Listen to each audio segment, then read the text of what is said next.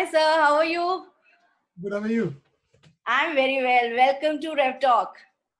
Thank you. All ready? Yes, I believe we can wait for 2 minutes more. We almost have 20 participants there before time. So maybe we Okay, can wait for 2 minutes more and then we can start the session. no worries. I'm not in a hurry. So how's the COVID going on in Sydney? Sydney is okay. Few Okay. cases, so Okay. it's just precautions. But Melbourne is bad. I think even yesterday they had about 700 cases. Okay. So Oh, Melbourne is in total lockdown and they have curfew. So my son lives there. okay. So he has to stay That's the home. only, yes, that's the only option, being safe and taking care of yourself. That's the only option left. Correct. I think Melbourne, it got out of control, unfortunately, because that's the only state in Australia that is having an issue. All the other states, it's very low. Okay. Some states don't have any infections at all, just Apart from Melbourne. that, somewhere I feel that in India, especially, what I am feeling these days is that people are also getting very casual. When the lockdown is open, no, everyone has started, like day before yesterday only on Raksha Bandhan I went to market, and it was looking like everything is normal. Nobody is taking care of social distancing and nothing is, everyone is normal and back to their routines.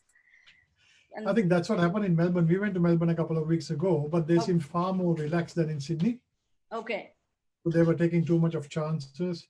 But they were saying even now about 25% of the people who are supposed to self-isolate are not at home. They go everywhere. Oh, okay. So it's bad, yeah. So it'll take a while, I think, before it gets under control. Great. So I believe we'll start the keeping in mind the time, punctuality, and not wasting much of your time with us. We'll No, start today's session. So everyone, welcome to REVtalk episode 7. And I'm glad today we have such a great leader between, the legendary leader between us. Firstly, thank you everyone for being on time. Mr. De Silva doesn't require any introduction, definitely, and definitely I am not the one or to that level that's I can introduce him. He is a legend of hospitality industry. I have always seen him as my mentor, and he is like, it's privilege for me. It's a privilege to have him on my show today. He's full of fame and respect in the industry. And just to give him a small tribute, we have I have prepared a small video for you, sir. Hope you like that video, which will give you which will give you a journey recall. And for people here on the episode, they will just have an idea what I was short of words to introduce you. So I thought the video would be the best option.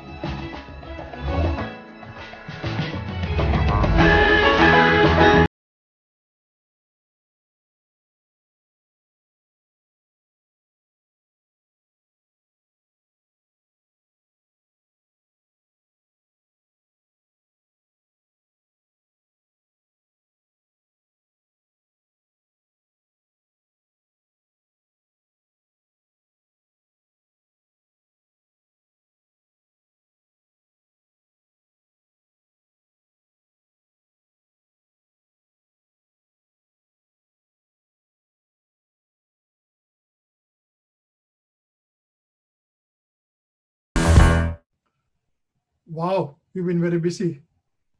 That's amazing. Thanks for putting that together, but you've really done a lot to put that together. Appreciate it. Thank I you so don't much, sir. deserve that. It's a very short brief, like 1% of what you have done for the industry and what you have taught all of us. If I start making a video on you from 1982 onwards, it will go for it will go for at least 1 hour. So from you, before we go ahead with some more surprises for you, I would really like to know that how you started, entered the hospitality industry, and what made you move towards this path. Apart from that, I believe you started from 1982. So Yeah. it's been a long journey. So I would just like you to give a short brief to the audience that how did you get into this? Okay. So first, I want to thank you for having me on your show. Thank I'm you, sir. really pleased to be able to be here with you. And I take great pride in seeing people doing things, fulfilling their visions and their passions. So, and that's the reason I wanted to be on your show, because I was really delighted to hear what you're doing. So well Thank done. you, sir. Really proud of you. Thank Great. you so much, sir. So I'm what I call the accidental hotelier, I suppose. Um, I never, it was never in my intentions to join the hospitality industry. Although one of my grandfathers was a hotelier, he was running a guest house. Okay. My father was a Christian priest. His father was a Christian priest, and two of his brothers were Christian priests. And I was the youngest in my generation. And all intents, everybody thought that I was going to become a priest as well. And Oh. I thought so too. But what happened was I lost my parents. I lost my mother when I was doing my O levels, and I lost my father just before I did my A levels. So after that, I just wanted to be independent. Okay. And I applied for jobs. And the first job I got was at the Intercontinental in Colombo. Okay. And I didn't know what a five-star hotel looked like. I didn't know what the job was. I was a trainee in front office. I just took it. And I guess I never looked back. Yes. Actually, it's interesting. When I started, my first allowance was, I suppose, in Indian rupees, probably about 300 rupees Okay. a month. Really? Wow. But That's what I in that started. time, the 300 rupees had a great value. Probably not. It probably just paid for my bus fare to go to work and back. Okay. Um, because I was only a trainee, right? Which So I year is started this as a you are trainee. talking about? Which year this would be? 82. 82. Oh my God. I was not even born. Yeah, Okay. so I think I got an opportunity to join the industry, and I liked what I did. Mhm. Actually, I loved what I did, and I never looked back. And I ended my career with the same Yes. company. And the rest is history. Yeah, exactly, exactly. Okay. So we have a small video message for you from one of your very close friend. Again, who we tried contacting him through social media, which is the social media is the journey for everyone, especially during COVID. So I'll again share my screen so that you can just have a look on the small surprise. Thank you.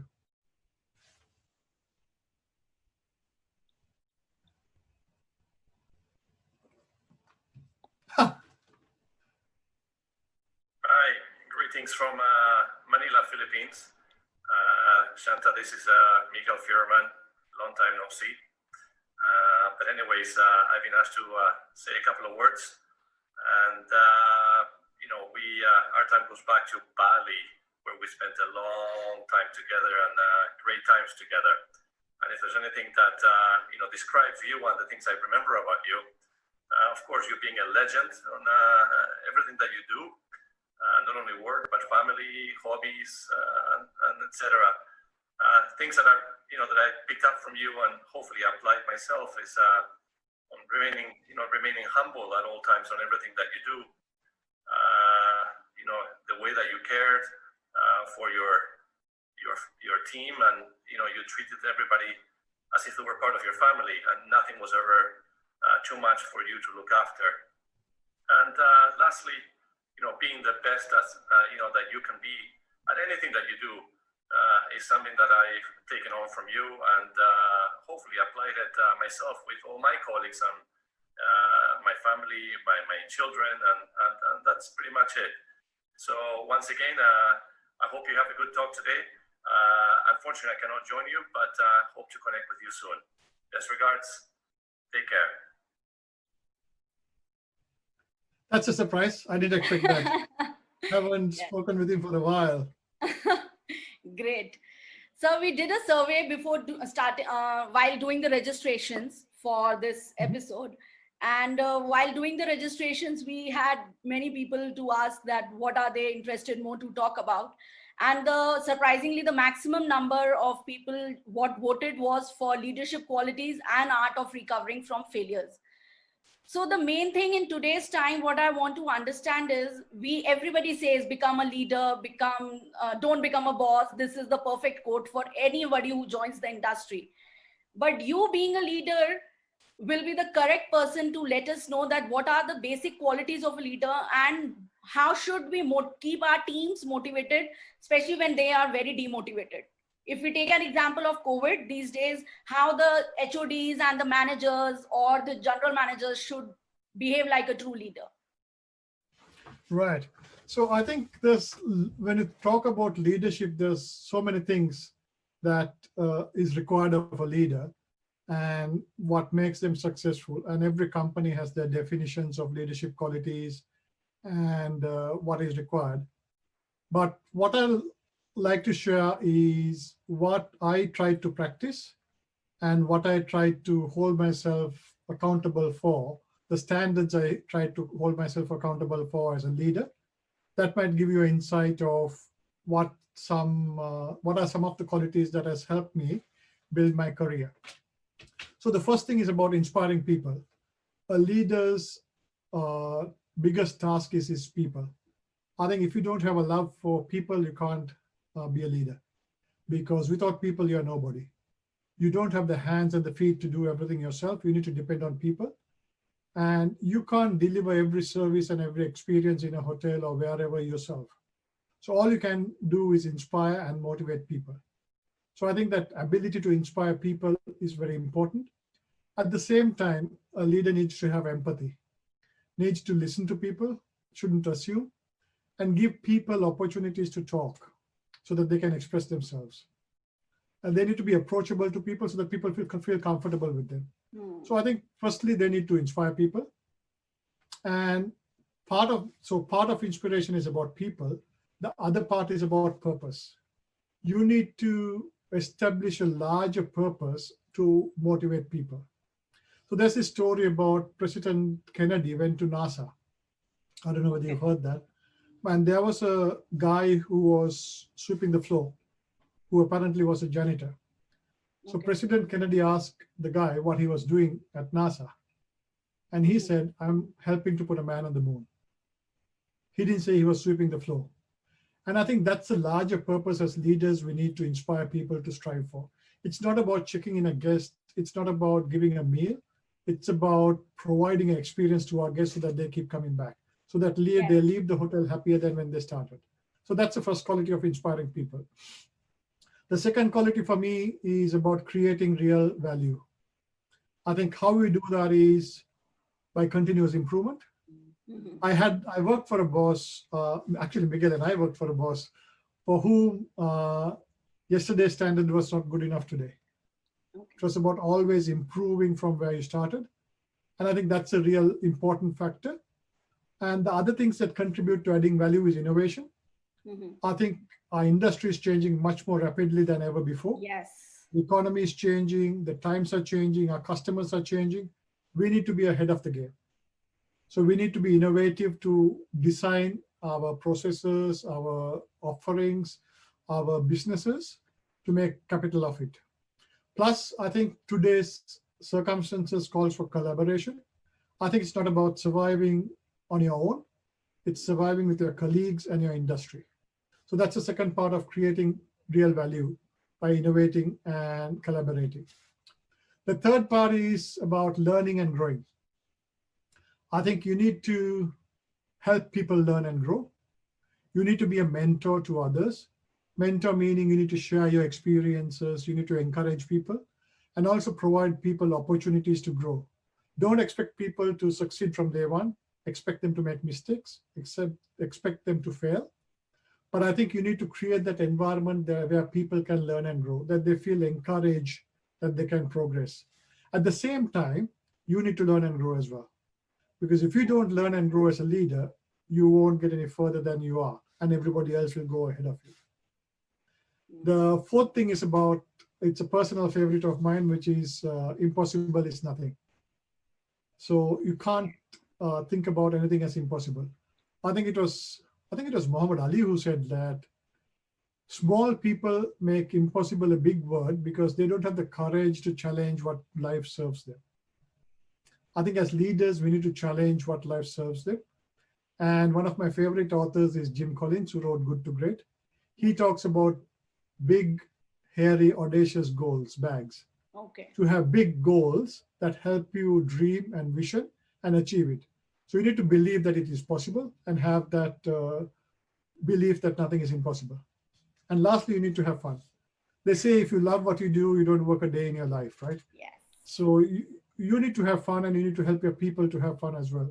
And you said about the current circumstances. I think if you are focused on inspiring people and at the same time having fun, I think it will help people overcome this situation.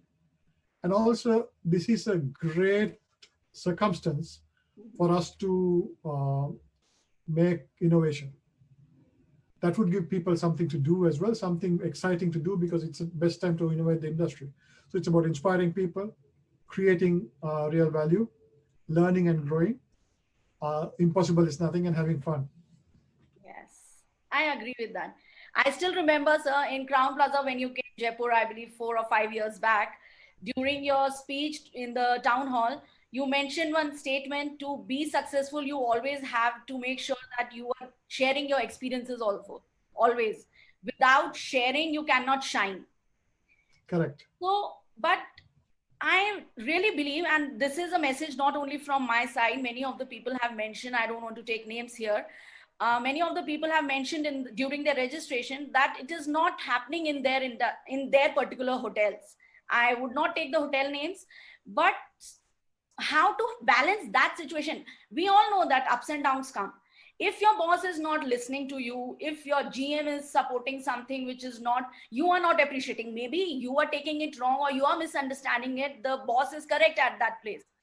But how should you balance or understand the situation? It becomes difficult, especially for the people who have just entered the industry, who have not reached to that level of head of the department, or where they can have the maturity level to understand that what is the general manager saying. And as you have handled so many hotels together, I'm sure you must have faced challenges in understanding many people or making balance between two people. Somebody is saying something, somebody is saying something. So how did you balance that situation? The same way people can, we would like to know, so that in future we can also balance it if situation arises. Yeah. So I think the first thing we need to remember is when you point one finger at a person or a thing, there's three fingers pointing back. So for me, it always starts with me and ends with me. I never blame circumstances, people, situations, or leaders, because that I cannot control. But I can control myself, right? So we need to believe that we are able to control things. Yes, I was running many hotels, I had big teams, but don't forget, I started as a trainee. And for me to succeed, I face the same things that people are facing today. And what I always say is, I started when I was 18 or something like that, straight from school. I worked my way up in the industry. Mm-hmm. And if I could do it, anybody else can.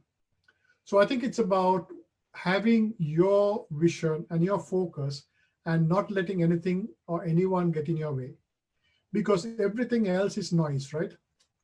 Because what happens is, the moment we lose focus of our true north and where we want to go, Mm-hmm. we start losing our way. There's a story in the Bible where Jesus was walking on the water and his disciples were on a boat. And one of the disciples said, "Can I also walk on water?" And he said, "Yes, walk to me." And he started walking on water. But the moment he started looking left and right, he saw these big waves and wind. He got scared and he started drowning. Why? He didn't focus on the goal. Yes. He focused on everything around him. So I think the situation and the circumstances will come and they will go. Your voice may not be heard, but your actions can be seen. So the only thing you can do is to do what you do as best as you can. Because whatever happens, good leaders will come, bad leaders will come, good situations will happen, bad situations will happen. But hard work and success can never go away. So what you need to focus on is about yourself. How do you survive in the times? Not survive. How do you succeed in the times? You don't need to survive. You need to succeed despite the times. It will be disheartening at times. Yes, it is, especially when you're a junior person. But you shouldn't think of yourself as a junior person. Robin Sharma said, right, leaders don't need titles. Everybody is a leader. So if you look, act, and behave as a leader, you'll automatically become a leader, and people will respect you for that. So there's no easy answer to circumstances. All you need to have is the resilience to see through that, belief in yourself that you can and will prevail, and do what you do to the best of your ability so that people can't ignore your output and your achievements, so that in the larger scheme of things, it will be recognized and you will succeed despite the situations. Does that help? Yes, that will. So you have traveled all over the world. If today we know, you have handled many properties, Malaysia, Indonesia, Singapore, India. So you have taken care of almost Philippines, and there are many. Today you are having your own company in Sydney. So, but I would like to understand, is this a myth that working in India is far different from working in other countries? Or is it the same in the hospitality industry? Is it the same, or should I take it, yes, this is a myth that culture here is little difficult rather than working in other countries? There are more people understanding, the bosses there, the time schedule, the working hours, everything is sorted. Look, what people think in India is that everything is sorted there. But yes, in India, it's a long working hours. We should work hard, long working hours, which will may that explain to a head of the department that yes, this person is working so hard, which happens at some places. I don't say that it doesn't happen. But is this a myth or it's the fact? I think, why India? Every country is different. Yes. So if you go to India, the culture is different, the people are different, but of course, principles of hospitality remain the same. And that's one of the reasons, when I took the role in India, half the people thought it was fantastic, half the people thought I was out of my mind because I was moving from Singapore. And can you imagine the contrast between Singapore and India? But even Singapore has its nuances. Singapore is not perfect. Indonesia is not perfect. India is not perfect.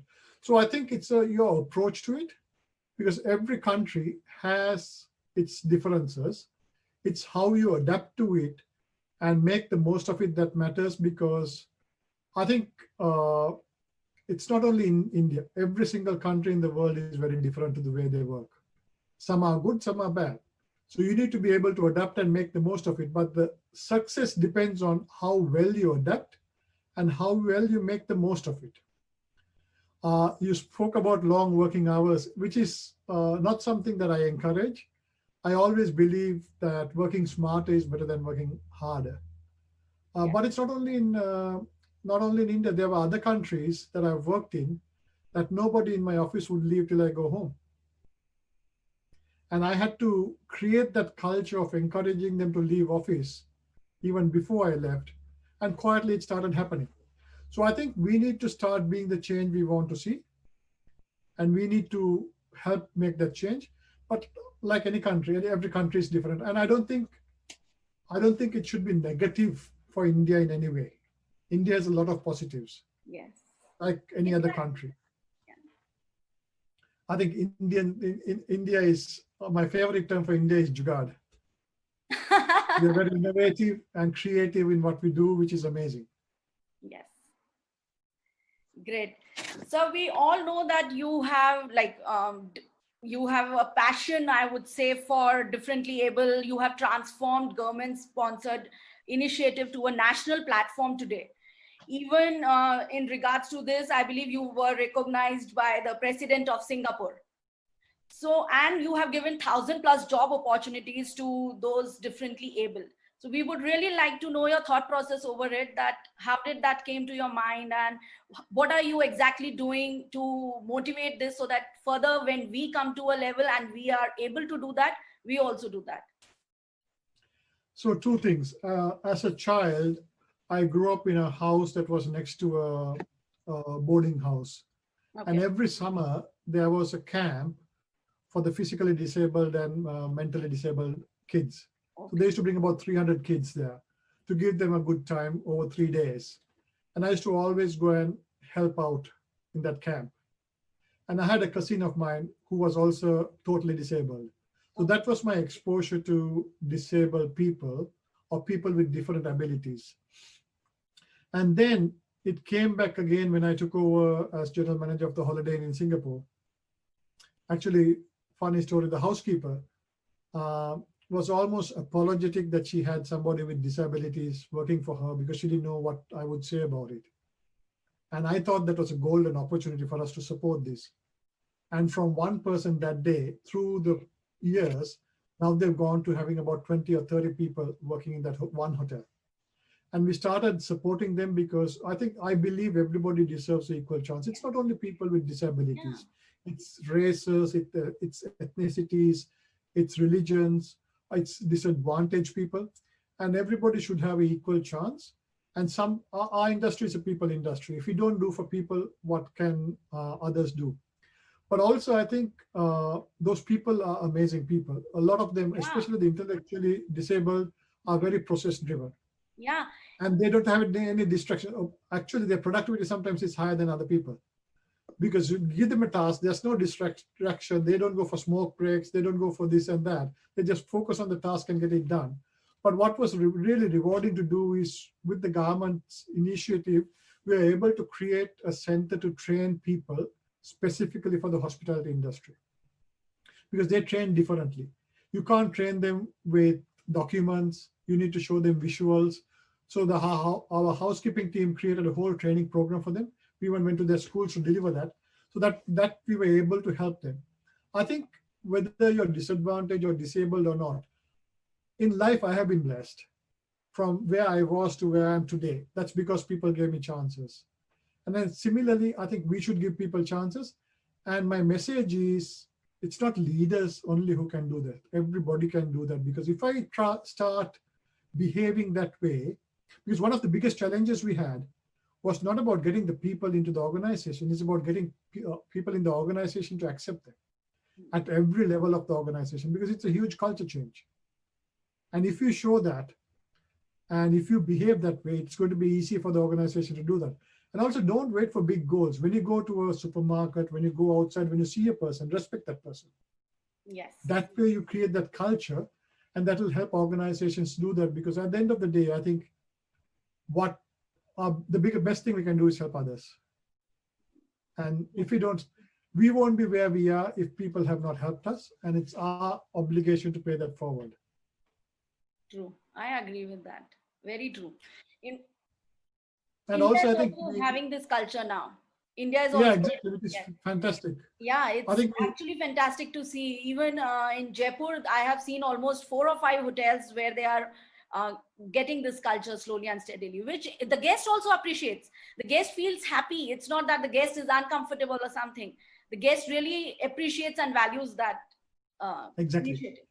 Exactly. So it's a good point for guest experience as well, which actually it's a very important point for guest experiences. And also, don't forget, the younger generation is more concerned about what we do for the community, to the society, for the environment. And these are things that they would appreciate. Yeah. So we have Jonathan Pillai, who requested during his registration, like there were many questions during the registration, where we have given lucky 3 people for the opportunity, and depending on the time, we'll take all the questions up. But the top 3 questions which we shared, so I would request Mr. Jonathan Pillai to switch on their video and just come up and get the opportunity to speak to Mr. De Silva. Hey. Mr. Shantha, how are you? Good seeing you again, sir. Very good. Thank you. It was a great pleasure to see you online, sir. Same here. Great seeing you. Great. So, Shantha, one thing was what I would ask you is about this. With this thing going on currently with this COVID, our industry is quite badly hurt in terms of business and also in morale of the staff. So we as leading the team, how do we put ourselves in terms of motivation, focus, and leading forward in terms of supporting them through work and emotional, and also in terms of bringing them forward? Because we ourselves are going through it ourselves, and we need to now step up and move forward to bring the team, and not because once the moment that we feel down, the whole team looks that they have been demotivated. So we'd like to have some aspect and thoughts about that, Mr. Shantha. Thank you, sir. Very appropriate question in the times, I think. Good to hear from you, Jonathan. Good to see you. Thank you, sir. But I think it's important as leaders. Leadership is more important now than ever before, because your people look to you for support, guidance, and direction. That doesn't mean that leaders cannot be vulnerable. You can be vulnerable. You need to show your genuineness and your concerns. So as far as a team are concerned, the biggest thing you can do is communicate.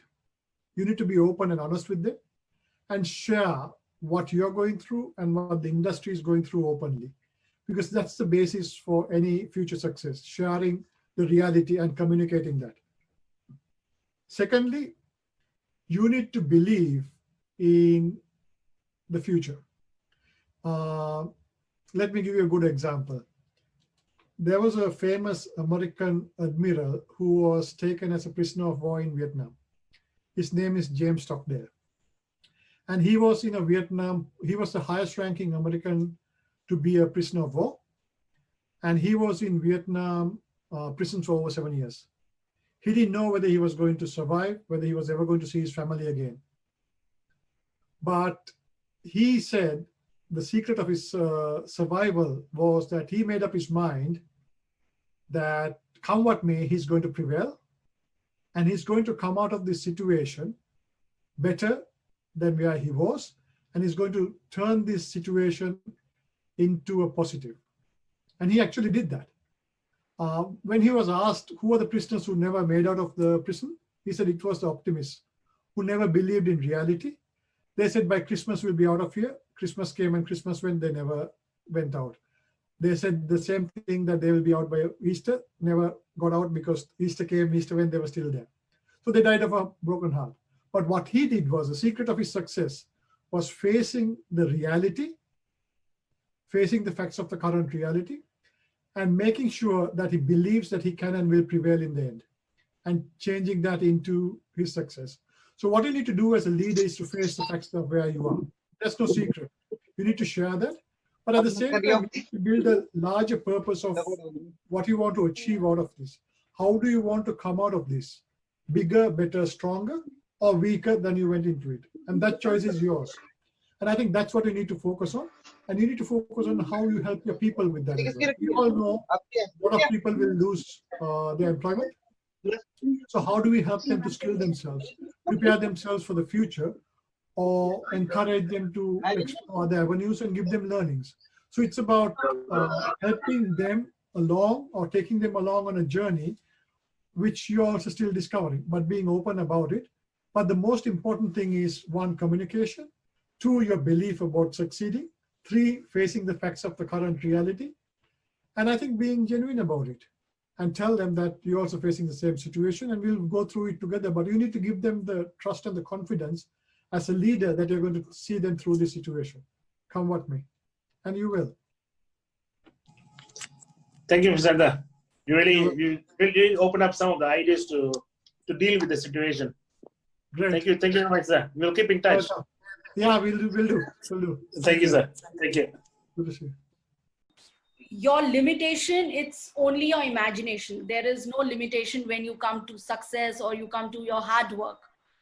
But sometimes we come in a situation where automatically the situation arises where we feel motivated, and we have, or we can say that we get restricted, that after this level, you cannot do anything.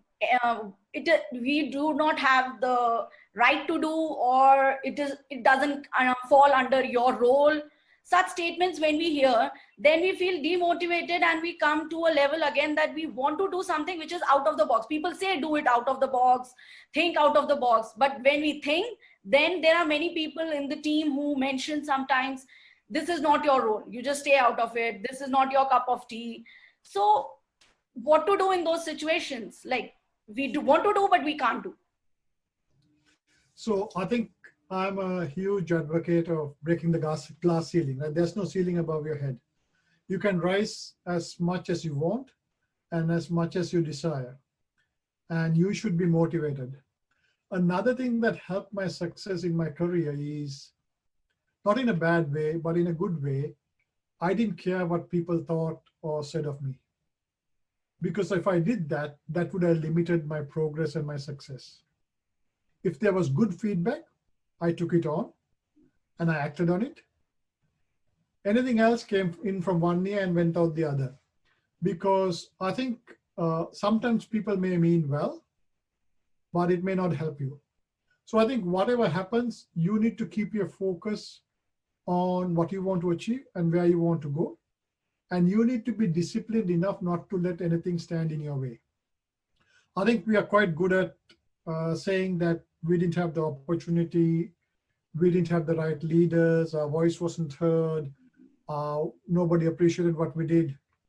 If I kept saying that, I would have still been doing that, not doing what I'm doing today. So all of us, you know, there's this, if you take a sailboat, right? Sailboats, they leave from one station. So many boats can leave from one station, but they don't necessarily end up at the same destination. Why? Because they trim their sails differently, they use the wind differently. So all of us are given the same hand in life. You have the same hand that I have. It's what we make out of it that will take us to our destination. So I always point the spotlight back on the people and on myself and say, what can I do that will help me succeed? I mean, I'll give you another example. You probably heard of Michael Jordan. He's one of the most famous basketball players. Yes, yeah. He says in his career, he's missed more than 9,000 shots. Okay? When the team and the people looked to him to take the final shot to win a match, he's failed many times. He lost many matches, not 10, not 20, 200-300 matches. But he still kept going. And today he's the most successful basketball player, right? Can you imagine if he sat back and said, oh, I missed so many opportunities, people were complaining, what would have happened to him? So I think similarly, it's difficult. I'm not saying it's easy. It's very easy to get distracted. It's very easy to get discouraged. That's why you need to believe in yourself. Don't let anybody get in the way of your self-belief, and don't let anybody steal that belief from you. If you believe in yourself and you keep going, there will be small setbacks. You'll always have in life setbacks, but it will result in longer term success. Yes, I agree with that. In the chat box, we have Mr. Saurav Sajeev, who has asked a question, sir. What would be your career guidance advice for future aspirants? Also, we all will just like to have one story from your side, a story of your success, where you actually felt that, yes, I got the career correct advice and I have achieved my success. Okay, so what was the question he asked? What would be your career guidance advice for future aspirants? Okay, so I think one thing we need to accept is there's not going to be a new normal. I was listening to Jim Collins the other day, the author of Good to Great, and he said there will never be a new normal. There will always be a not normal. So we need to be ready to face that. So like any situation, it's about what you make out of it, right? For aspirants to the industry, it is not easy at the time to see where the industry is today. But also it gives a huge opportunity for aspirants to the industry to differentiate themselves from the others so that they will have greater opportunities. So how do you use the time you have now to differentiate yourselves, to upskill yourself, to act and think differently? It also gives us a pause in life, right? It gives us more time to think and reflect on how we can do. Look at what you're doing today. If not for the situation, you would not have fulfilled your dreams. Yeah, true. So it's about making the most of it, right? That's a great example. Same with me. I've had a lot of ambitions, and if not for this situation, I wouldn't have fulfilled half of those ambitions, right? So I think we need to keep faith that we are going to come out of this strongly. So your long-term objective should remain the same. That should not differ or change. In the short term, you may have to take a detour, do something different, but do that in the knowledge that whatever you do will contribute to your overall growth as a person and as a leader. So think, if you're passionate about the industry, keep that passion for the industry, but try and skill yourself and innovate yourself that you become a sought after commodity for the industry. How do you differentiate yourself from everybody else in the market? Blue ocean strategy, right? So that you become sought after. How do you make a name for yourself? You don't need a lot of things today to make a name for yourself. You don't need a lot of things to stand out as a person. There's enough social media, there's enough networking opportunities. Make use of it, but keep that long-term focus and faith that you're going to prevail. In the short term, face the reality. Yes, it is tough. So how do we make the best out of the situation? And if we can, we should, I'll tell you what I've gone through. I took early retirement at the end of last year. And I was debating whether I want to go back to work or not. And I said, no, I don't want to go back to work. And I wanted to do three things. One was to focus on my health. And I've never been fitter or better in my health than I've ever been. From the peak, I've lost about 20 kilos. I exercise regularly, and I'm in the best shape I've ever been in my life. Wow. The second thing I wanted to do was to spend time with my family. As you know, in hospitality industry, you don't have much time with the family. And I've had amazing time with my kids and my wife, which I wouldn't trade for anything at any time, which I've enjoyed very much.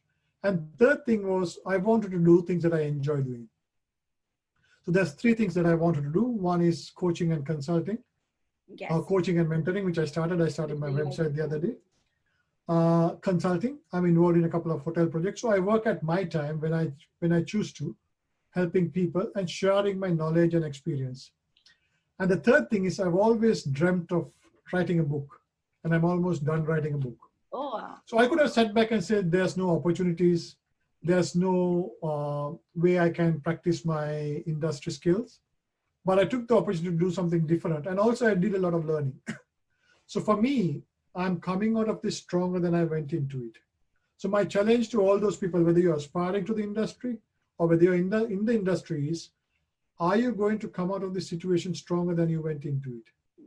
And at the end of it, what are you going to look back and say, how you used the time you were given? How did you put it to good use? And then I think in the long term, things will work out, but it's about how you use the time in the short term to make that long term successful. Correct. Hope that makes sense. 100%, 100%. When I came back from Mumbai, I was very much upset that because of COVID, I have to come back to Jaipur and everything. So I remember my father told me that take out your bucket list, take two things which you want to do actually during this time, which will keep you busy, and make the use of it. So I just again took my bucket list, and this is something which I wanted to do, bringing all the leaders. I made list of 10 people whom I wanted to have on my show.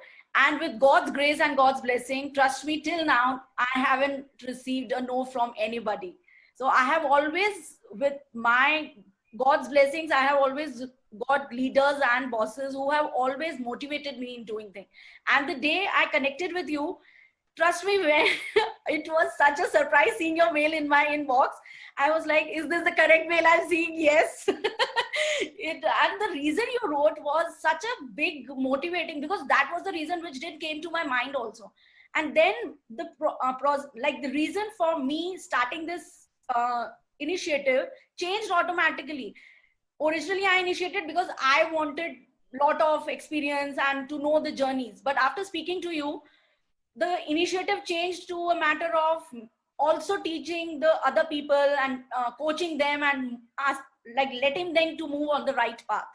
So definitely I wanted this session to have a correct process and a correct path for many students as well.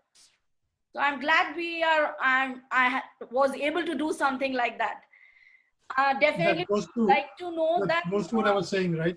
The yes. larger purpose. Yes. Larger purpose than yourself. Correct.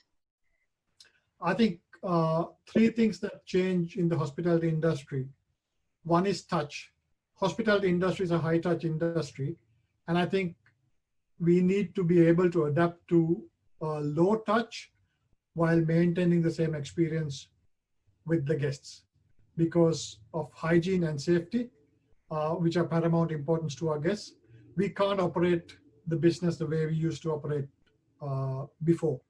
So I think the high touch is going to change into a low touch, but the challenge to the industry and how it will evolve after this is about how we provide the same level of comfort and experience to our guests with the low touch.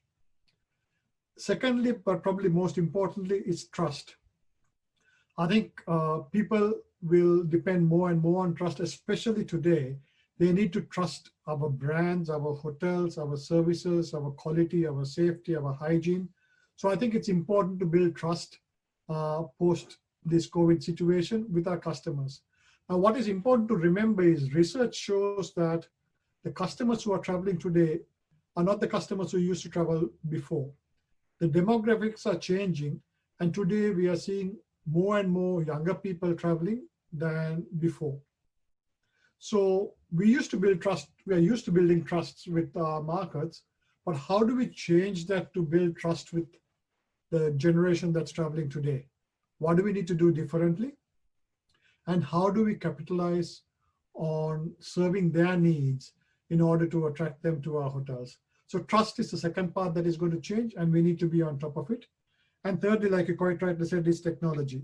I think in situations like this, it's a prime opportunity for us to innovate our business. And we need to think about maximizing opportunities for us to optimize technology for our advantage going forward so that we can have a better operation for our stakeholders. I think that will keep evolving. And I think we need to work with industries in accepting technology. We were one of the industries that were probably a bit behind in accepting technological advances. And now I think we'll be in a situation that we are forced to acknowledge and adapt technology to our advantage. So trust is going to change and we need to build trust. Touch is going to change and we need to adapt our services. And technology we need to capitalize on. But also, I think one key thing coming out of this pandemic is that the market is not the same. The economy is not the same. The industry is not the same. And the customer is not the same. So what are you or me and our colleagues doing differently than when we before to attract those customers and to promote our business? Have we changed our marketing strategies? Have we changed our positioning? Have we changed our pricing? Have we changed our services? To me, post-COVID, it's like opening a new hotel. We need to go through positioning all over again because where we positioned 10 years ago or 5 years ago, or even a year before, it's not valid anymore because the international travel is not coming. Business travelers are less. Social events are less. MICE is less. There's more younger generation travelers coming. So I think the biggest change we need to adapt to is that as the industry and as leaders, are we changing as rapidly as things around us are changing? Are we keeping up with the change? So if you look at how business has changed, it has almost taken a 180-degree change. Have we changed 180 degrees? Have our practices changed 180 degrees? And I think that is the biggest challenge for us as leaders because what we can control, we need to control. And we need to be ahead of that change in making sure that we are changing and adapting to the changes faster or as fast as they're changing. I hope that helps answer that question. Thanks, Ravana. It's a good point about technology, but a lot of research shows that, especially the younger generation of travelers, want technology, but they also want the human touch. Yeah. So unlike the previous generations, they don't want the human touch all the time. They want it there when they want it, not all the time. And then they want technology. And yes, there's a lot of technological advances. And I think the faster we adapt to it and capitalize on it, the better it will be for our business. True. Yeah. Nowadays, the Google has been coming up with a lot of new things. So I think the meta search will die soon. So we're not sure. So let's see how it will take care of. Yeah. Correct. Thank you so much. You're welcome. Thank you, Saurabh. So now we move to the fun rapid fire questions, sir. We'll be just having a quick 10 questions for you, which I'm sure you'll enjoy and have fun answering them. I was not able to make it more fun because of the respect I do for you. So I was Don't worry about that. very respectable questions, but still I tried my best to make it between respect and fun. Okay. So one thing that no one knows, but Shantha sir knows about himself, which we would like to know here on our show for the first time. I think I said that earlier, that I probably would have ended up being a priest, not a hotelier. And not many people know that. Okay. Because my life, everybody believed that I was going to be a priest, and I was pretty involved in church, and I'm even today.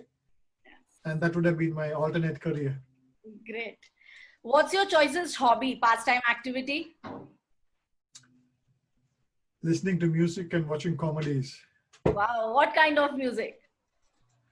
All old stuff. Engelbert and jazz and blues and country and western. Wow, that's nice. When I work, I put music on, and that helps me concentrate. Great. 3 secrets to your success.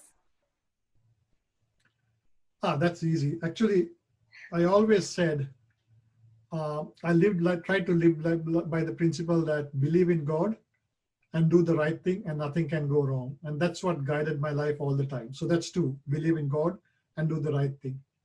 And when I started writing my book, I reflected and I added a 3rd one, which is believe in yourself.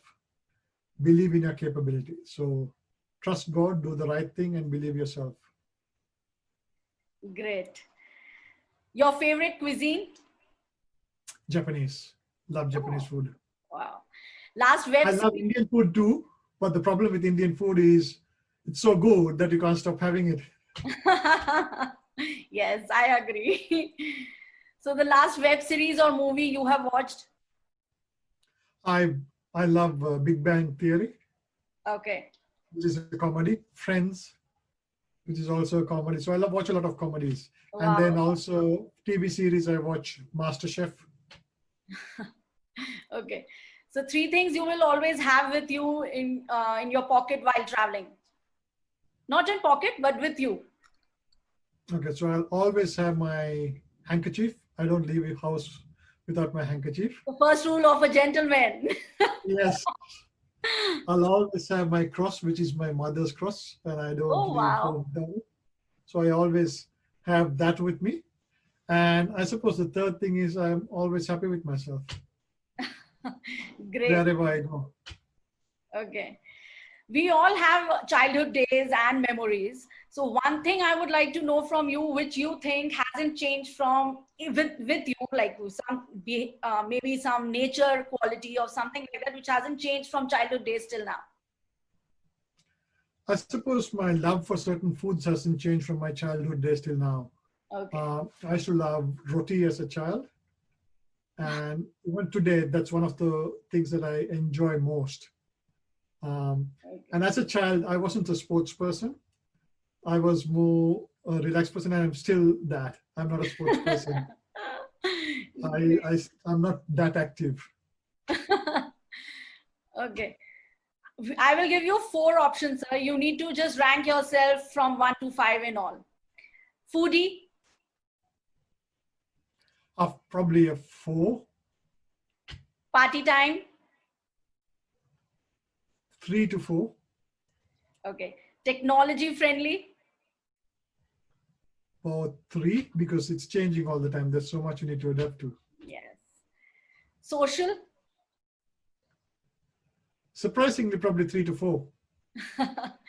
Okay. So now the next I have again 4 points for you, which you need to put in priority on your priority basis: career, family, money, social work. First would be family. Okay. Second would be social work. When I say social work, it's about giving back to people and society. Thirdly, career, and fourthly, money. Wow. Great. So the last question, no, what will be the last point? We would like to know one situation in your total, like from associate, from an executive to a director position to CEO and to Southwest Asia head. There are so many designations and so many steps you have achieved in your career. One situation which still you remember as a point where you have handled the situation well, or you think that I have given my 100% here. One situation which you still remember and you'll always remember. So much I can talk about. I think one of it was the very first leadership role I took when I was a director of sales and marketing at the Intercontinental in Colombo. I took that job, I think, that role mid-year. And my regional vice president challenged me because our average rate was about 10% below budget. And this was halfway through the year. And he took a $100 bet with me that I will not achieve the average rate for the rest of the year. And actually achieved the average rate and exceeded it by 10% for the rest of the year, which I will never ever forget. And I think from that point, I never looked back. But for me, the biggest defining moment in my career was India. I think when I came to India, I took the job in India because of my heart, not because of my head. I wanted to be in India because I had a passion for the people, I had a passion for the country, and I believed I belonged in India. And I think we changed India from an underperforming region to the best performing region. And that change was due to belief. I think the only thing we did, I spoke about the larger purpose. I think what we said was we want to put India in the world map. We want India to be #1 for IHG, and we want IHG to be #1 in India. And that's when all this transformation happened. And that to me is unprecedented in the success we ever achieved because of the team we had. Yes, I agree. And you were part of that. Thank you so much, sir. It's an honor. I believe now I'll be giving more where I was giving my 80%, I'll be giving now my 100%. But yes, I actually feel fortunate that I got this opportunity to speak to you today. And it has really developed more of my skills within. Trust me, and I mean it from the bottom of my heart. It has given me so much of inspiration where sometimes situation comes in life, maybe personal or professional, you go down. But then again, meeting and talking to leaders like you self get motivated, and it just gives you a backup and good path. It was great, sir, having a person with such a global experience and expertise in every field, not only in particular one field. Before leaving, we will just like to know something about your new company, which you have just recently started. So just a good idea about that. +1, I believe. Yeah. So +1 is the company, and I do leadership mentoring. So I mentor leaders through their leadership journey and support and guide them, partner with them to be successful. Okay. And I provide coaching, executive coaching. So again, coaching leaders and aspiring leaders to be successful, helping them realize their potential. Okay.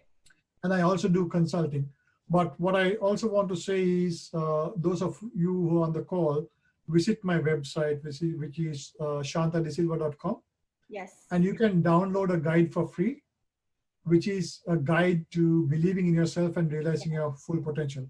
You got it. So I developed that myself, but I think it's a useful guide, and I hope it will be helpful to you as well, because what I want to do with +1, and that's what the name implies, is add value to people. +1. And it's about helping people be better. Yes. And hopefully I'll get there. Yes. Great. Great, sir. I am glad before letting you go. you know, when I'm talking to you, again and again, one question is arising within me. Oh, I need to ask this also. Oh, I should ask all this also before he leaves. So I want to have names of 2 books from you, which you think definitely one should read to achieve what they want in their life. I think the book that's helped me most in my career is Good to Great by Jim Collins. Okay. It talks about how great companies charted their journey, Okay. and it shows things that you can do and companies can do to be successful. So it's Good to Great. And another book I would encourage people to read, especially today, is Finding Your Why by Simon Sinek. You would have heard about the Golden Circle. It's the same author. It helps you identify your purpose in life, why you do what you do. And once you identify that, you should be guided by that in everything you do. And then nothing can really go wrong. Long term, you will be successful. Great. I'll share a small example with you. I told you that I was writing a book. And I reached out to Marshall Goldsmith. He's the #1 coach in the world. He has written many books. And he quite willingly agreed to give me an endorsement for my book. Okay. So if you need to think about possibilities. Yeah. You need to believe and things will happen. If you didn't reach out to me, I would have never got on the call. True. And I think there's no harm asking, but I'm really pleased to see that you did this. And I'm really pleased to see the impact it's going to have on people. So I'm really glad, and congratulations for what you're doing. And I know you will succeed with that will and that passion. What I'd like to leave everyone with is the same challenge I said before, is that think about how you're going to come out of this situation. What are you going to do to be bigger, better, and stronger when you come out of this situation than what you went into it with? If you come out of this situation no different than to when you went into it, you would have wasted your time. If you come out of this situation worse than what you went into it, you would have definitely wasted your time. But if you come out of this situation better, stronger, then you would have made use of this time to innovate yourself, to learn, to grow, to upskill. There's so many things you can do. Don't think about the negatives, think about the positives, and challenge yourself, and always hold yourself accountable that when you come out of this, you're going to ask yourself the question, what did I do? And what am I proud that I did? And what impact has that had on me? True. And if we do that, and if we do the same thing with our people, I think the world will probably be a better place. Yes, definitely it will be. And especially having leaders like you, that's very true. My father always says that don't be afraid of what is going to be the result. Just do it because you can. Many, many thanks for today's session. Thank you so much for taking out your valuable time. And as per participants' request, I'm sure we'll connect again once soon, maybe sometime next to next month with, due to. Thank you so much once again. No worries. Pleasure. And all the best. Good luck with what you're doing. Thank you so much, sir. So Okay. kind of All you. the best. Thank Okay. you. Okay. Take Bye. care. Bye, sir. Take care.